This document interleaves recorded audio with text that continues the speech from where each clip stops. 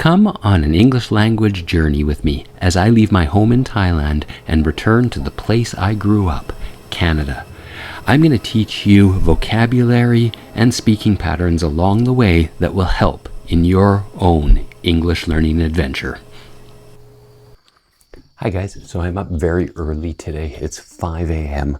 I am packing because I will be going to Canada today, and I'm up so early because I had to make a international phone call. I had to call overseas to Canada to source some car parts I need. I need brake pads, and I've got to do the brakes on my car before I can go anywhere. A couple of days before I left for Thailand this time, the brakes on my van started grinding. They started making a very bad noise, and I took it apart, and it was the brake pads. So I need to get some brake pads put on the car.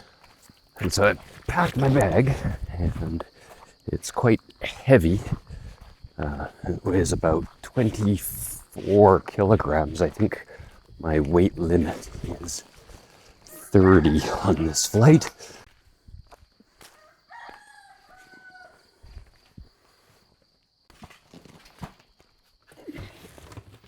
I've got to put the bag into the back of the car.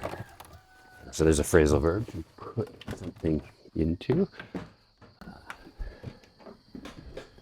Close the car. So when I first get into my car, I need to start the ignition, and this is a push start ignition. Some cars you have a key that you put into the ignition as well, and that starts the car, or starts the engine of the car. This is a hybrid, so the engine actually hasn't started yet. It's just waiting until it needs the power. I am going to shift the car either into reverse or drive. So I have reverse, neutral, and drive. So I shift the car into drive, and that lets me get ready to go. So when I first get into the car, I need to put on my seatbelt, and I need to buckle up. Buckle up is a great phrasal verb for cars. That means you clip into your seatbelt and you are now safe to drive. Let's learn some vocabulary to talk about car parts. I find this is a difficult thing for some students because it's very specialized vocabulary for dealing with the car. So this guy here is the steering wheel. I use it to turn or to steer the car. You can use steer as a verb as well. Every once in a while, I have to use the horn, which is the sound that lets people know you're coming. Okay, I've got to look for a different gas station because... So slam on the brakes is a really good phrasal use if you have to stop a car really fast. And quite often here in Thailand, we have to stop cars fast. So I often have to slam on the brakes. I have to be very cautious when I'm driving and stop the car quite hard. I've got my foot on the brake pedal here, and as I start the car, or as I want to start moving the car, I move my foot from the brake onto the gas. This isn't intended to be a driving video, it's intended to be a learn the vocabulary. So this guy here is the gas pedal, and I'm going to gently press or depress the gas pedal so that the car moves forward. If I need to stop, I'm going to hit the brake. And if I need to stop really fast, I can say I need to slam on the brakes. So that's a really good phrasal use for having to stop a car really fast. So it's a pretty nice day today. I might need to roll down the window here, and that opens the window and closes the window, but we often use roll down as a phrasal verb. And the reason we use roll down is because on the old cars, you used to have a crank to roll down the window, and you actually had to roll it down. This phrasal verb has carried forward into modern times, and we still say, could you please roll down the windows? So when you're driving, you're supposed to stay between the white lines or the yellow lines or whatever kind of line there is. That's called a lane, and so you're supposed to stay in your lane. If you want to move into a different lane, you're supposed to use this guy here. This is the indicators. It turns on the signal lights, which are outside the car, so you can signal your intent or your plan to change the lanes. Intent is a word that means you're going to do something in the future.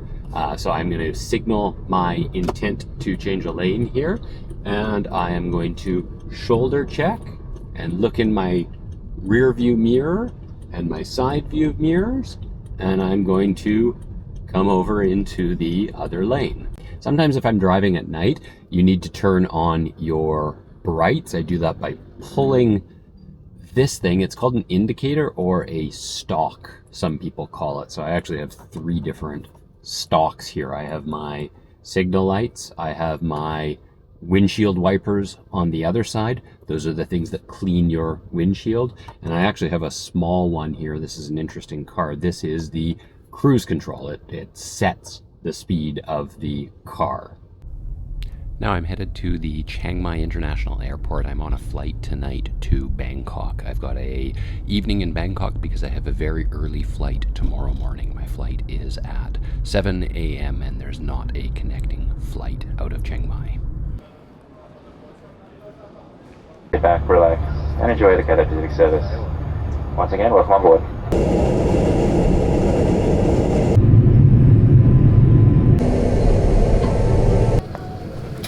I just need to retrieve my bags. I've got checked bags here, so I'm retrieving my checked bag out of the airplane. They've got these cubbies overhead, or the overhead compartments that you've got to get the bag out of, and they are convenient storage, but everybody wants to use them, and so sometimes they get very crowded. But I've retrieved my bag out of this cubby, and now I've got to go and get my checked bag at this point. So I'm going into the Suvarnabhumi airport, and I'll retrieve my checked bag and then to check into the hotel. Here we go. Thank you very much. An interesting thing about Suvarnabhumi Airport is sometimes the budget airlines bus you off of the plane. They don't pull right up to the terminal, so I've got to wait for a bus to take me to the terminal.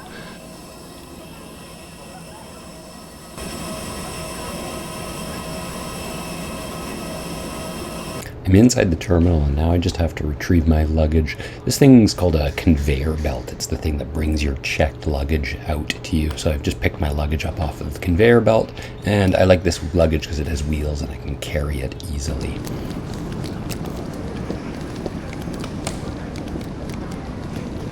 I always travel with these rolling duffel bags. This is called a duffel bag, so it's a soft bag and it actually fits a lot more stuff, and it's not very heavy, so it doesn't take up a lot of your luggage allowance. I just like having wheels as well because it makes getting through the airport very convenient. It facilitates moving through the airport very easily. So I really enjoy having these wheeled duffel bags for when I travel.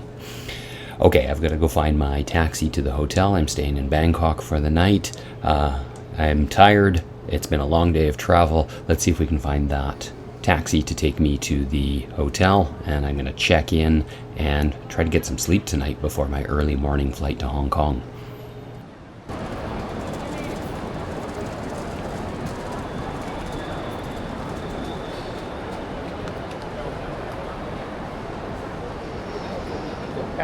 This Maya Hotel อยู่นี่ครับ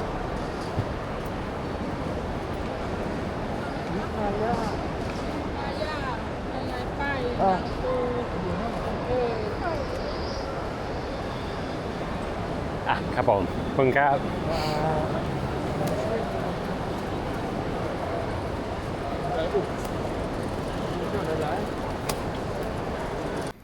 So I just sat down to do about an hour of work in the hotel before my flight tomorrow morning, and I just wanted to show you one of my essential pieces of travel kit or travel gear that I pack every single time I travel. This guy is a international power cube, and it has, you can plug in any type of plug for it. So it's got like 1, 2, 3, 4, maybe 5 different types of plugs. Kind of looks weird. You can plug it into any type of plug, so no matter where I go, I can charge things. And probably the thing I like even more than that is that it has 2 USB and 2 USB-Cs, and it also has a 35 watt high capacity USB-C. This is a pouch. This is where I keep all my travel essentials, the things that I need to travel. I keep pens, my passport, earplugs. I've got a eye mask to shut out the light on the plane. I will also put my earphones in there, and my phone goes in there as well. And then I know where everything is, and I can reach it easily. So it's easily accessible on the plane. I tuck this one in with me. Everything else goes in the big bag. 10 p.m. Time to turn the lights out. I'm going to bed. I'll see you guys in the morning. I have an early flight at 4 o'clock a.m.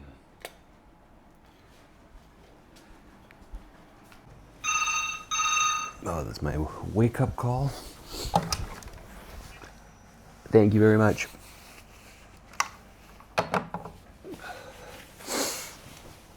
That was a wake-up call.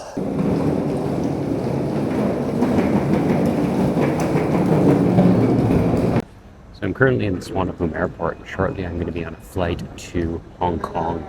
I've got a short layover in Hong Kong. I'm going to be stopping there for a while. I'm not getting out into Hong Kong. I don't have enough time, but I've got a 4-hour layover, a short stop between flights, and then I'll be getting on a flight to Victoria, BC.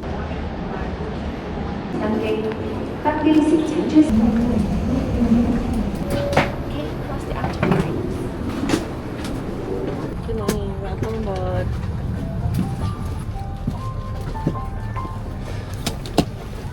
Hello everyone. It is a safety requirement that all hand-carried items are securely stored under the seating point of view or in the overhead compartment. We'll be showing an in-flight safety video which does contain important information relating to this Airbus A330-300 series aircraft. Relax and enjoy the cadet visiting service.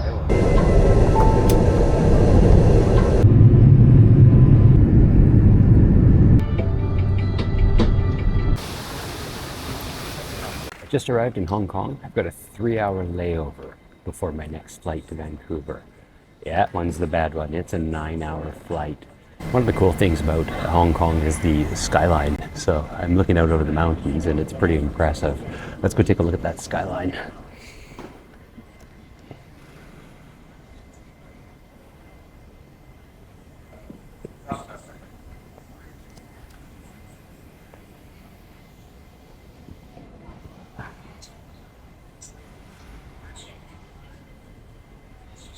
I can see a ton of planes on the runway over here. There's trucks moving all over the place. There's a little bit of runway in the middle there with the white lines. There's a sound barrier at the back, and I can see the skyline. So there are skyscrapers. So it looks like apartments. They're probably 40, maybe 50 stories tall. I have no idea, but that's a lot of people that fit in that very small space. And there's the mountains in the background. So Hong Kong is an island, and you can see the peaks of the mountains all the way at the top. The very, very top piece of the mountain is the peak. And so you can see how expansive this skyline is. It's just a huge skyline. It is massive, or gigantic, this skyline with the mountains in the background and the apartments. So all of those words are really good adjectives that you can use to talk about something that's really big. So the mountains here are gigantic. The apartments in the background are massive. All right, let's go for a little walk and learn some English. All right, so there's a sign here, a billboard, and below it, can you see this? There's a reflection in the floor, like a mirror. There's the Vivienne Westwood store over there. Vivienne Westwood is a designer brand. There's a lot of big designer names here, or designer brands that sell bags and things like perfume and jewelry and clothing. The Chanel store is in front of me. To the left, there's another billboard. There's a Labubu over there. Labubu is a famous Hong Kong design. This guy here, Labubu. So the Labubu brand story is one that's always kind of interested me. It was initially created in around 2015 by a gentleman from Hong Kong named Cassin Lung. I'm probably butchering his name, but he didn't really enjoy success in the beginning of his career. Sales stagnated. This is a great way to say they just weren't very many sales. They were very low, and he really struggled to get his product out there. He was visiting local markets and artistic communities and stuff like that, and this quirky, interesting design that was apparently inspired by Nordic folklore never really took off. And he struggled up until about 2019 when a huge Chinese conglomerate toy company named Popmark picked up his product, and they deliberately applied marketing strategies to the product, and it exploded from there. The sales increased dramatically. They had clever product placements in magazines. They used influencer marketing, where they placed the product, this toy, into famous people's kind of presence, either on social media or on the internet or in movies. They threw a tremendous amount of money into marketing this product, and it became a global success. So the result is a product that is internationally known right now. It's just this like bizarre, quirky little character. Unfortunately, they've also got a bit of a problem. These things are not particularly difficult to reproduce. There are a lot of counterfeit products on the market, fake products.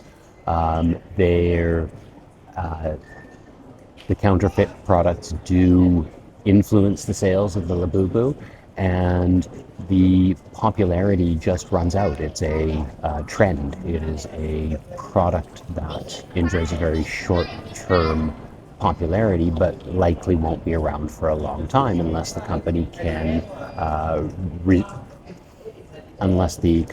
resuscitate the sales of Labubu, so with other marketing campaigns. One of the initial strategies that I found interesting with the Labubu sales is that they applied what was known as a mystery box, or a magic box, as I've sometimes heard it called, product strategy, where you would blindly buy a box. You would buy a box with a Labubu in it, and you didn't know which variation you were getting. Some variations of the Labubu doll were exceedingly rare and therefore highly valuable and sought after. People wanted these things. Some variations of the Labubu doll were relatively common, but people would repeat buy these products because of this mystery box presentation. So they would purchase a box, they would get the piece that they were not looking for, and they would repurchase and repurchase and repurchase. So this mystery box marketing campaign is an incredibly good way to market to people and encourage repeat buyers for a product that likely otherwise wouldn't enjoy a repeat buyership. So I'm just waiting on this layover. I'm just sitting and relaxing, and I'll see you guys in Vancouver.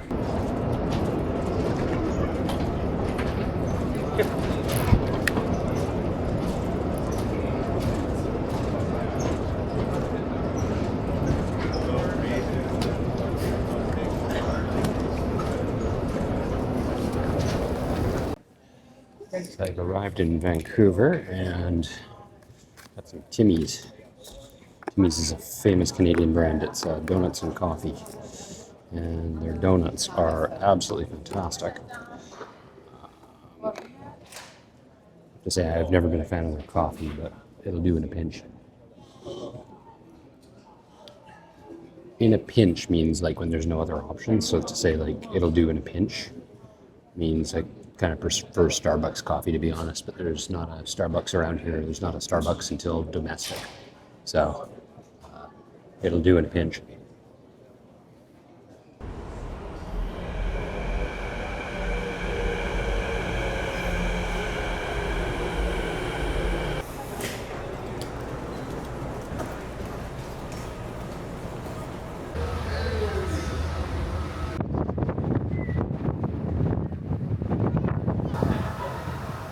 I've arrived in Victoria, BC, and I've gotten to my home here. I don't have a traditional home in Victoria because I don't spend enough of the year to justify having a house or an apartment. So what I've done is I have gotten a trailer or an RV or a recreational vehicle. And this is a very common setup in Canada. A lot of people have these RVs and they travel in them, or they spend weekends in them. They will often park them in a very natural area, like a forest or a lake, and they will camp in these things. And so I've gotten one of these RVs. It is under a cover right now. I'm removing the cover, and pretty soon you're going to be able to see the RV. So I have to get up on top of the roof and remove this fabric cover from the RV. This cover protects the RV when I am not here. It protects it from rain and protects it from water. And the first thing I have to do every time I come here is I have to remove this cover. So this is my home away from home. This is my home in Canada, and it's got a queen-size bedroom.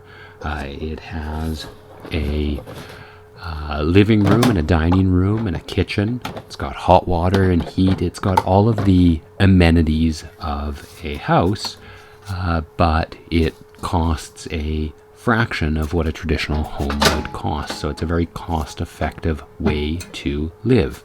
I'm pulling out the stairs here, and I'm walking into my RV. So home sweet home is a nice phrase. I've got to uncoil the power cords here. I have to plug the RV in. I've got a power attachment here, and this will give me lights and all of the power that I need for the duration of my stay. For the duration means the amount of time that I'm going to stay here. So I plug this thing in and I will get power to the RV. So home sweet home. Welcome to my next couple of weeks. I'll update another video as I travel through Vancouver Island. Thank you very much. I'm Ryan. This is English Learning Adventures. If you like what I do, give me a like and follow. It really helps me out.